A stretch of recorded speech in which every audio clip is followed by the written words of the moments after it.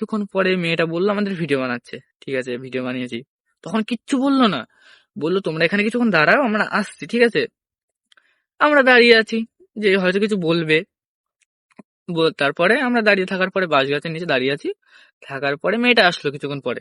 এসে আমার কাছে এসে আমার সঙ্গে সঙ্গে আমার ফোন কেটে নিল, নিয়ে বলছে তোমার আমার ভিডিও করলে কেন, আমার ভিডিও ডিলিট করো জলদি।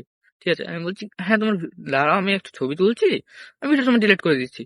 যেন ফোন কেটে নিচ্ছে, আমি বলছি ফোনে হাত দেবে না, আমি তোমার ভিডিও ডিলিট করছি বললাম তো, ফোনে হাত দিও না, আমি ডিলিট করে দিচ্ছি। দিয়ে তারপর আমি ডিলিট করে দিয়েছি ছবি।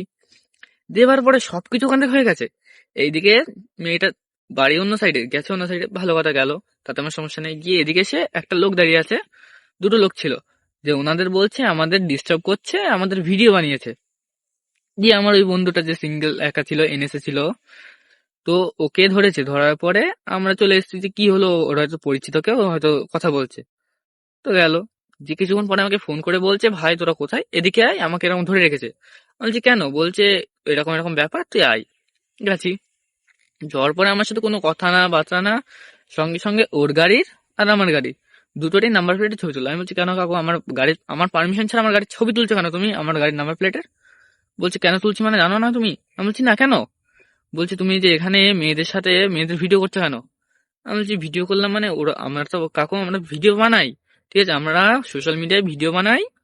তো উনি বলছে সোশ্যাল মিডিয়ায় ভিডিও বানাও, ঠিক আছে,